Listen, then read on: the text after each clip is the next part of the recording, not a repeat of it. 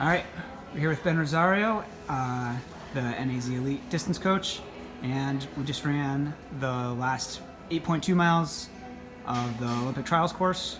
Ben, what are your first kind of thoughts, impressions? I know you said your mind was racing during that run. Well, I'm tired. No, it was good. It was good to see it for sure. I think it helped to have Kellen see it because it reminds me of when I took her and Scott Smith out to preview the Boston Marathon course a couple of years ago. And sort of after we saw it, I think they said, okay, whatever you give us, we understand why now, And I think she'll be able to convey that to the others that, it's definitely got a lot to think about and a lot to prepare for. So we'll try to prepare as specifically as possible. Do you think this course, compared to other courses, is going to be a more important? Because obviously Boston is one people throw out as an example. You really had to train for the course, whereas some other courses, you just do more generic training. Where would you rank this course as far as kind of between a Boston and just like a standard? Definitely like flat? Boston. You definitely need to prepare for the course, in my opinion. I don't see how you could be ready for this if you just did what you normally do. You have to tweak something. To be properly ready for this. What in your mind right now are the important things you're going to want to tweak?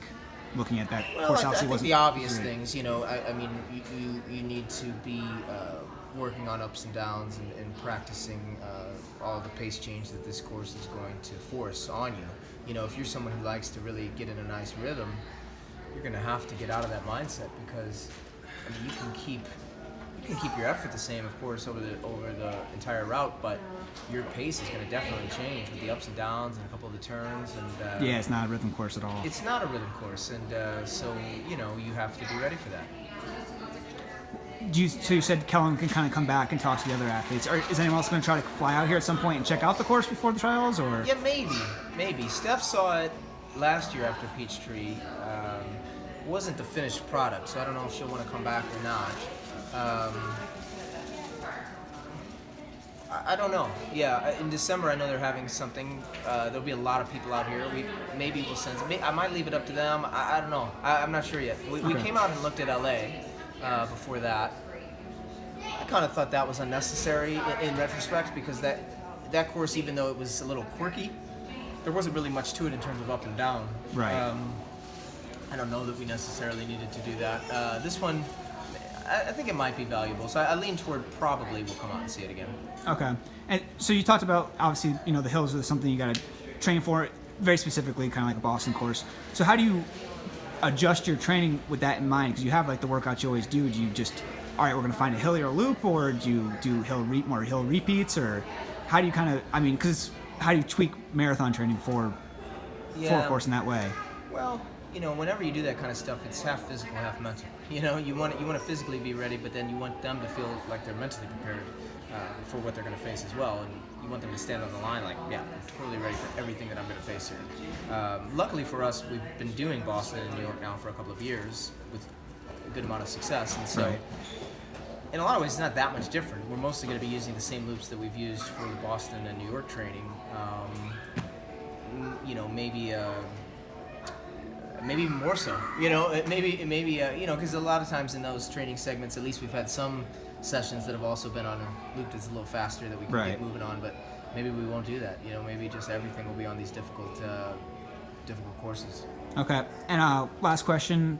A lot of people are not going to get to come out and see this course. A lot of people, squeak into the trials. They can't afford to fly out here to check out the course. They just don't have the time in their training. What would be your one piece of advice to those people that aren't going to get to, preview the course beforehand? That's a good question. I would say if you're in that boat and you're not going to be able to come out,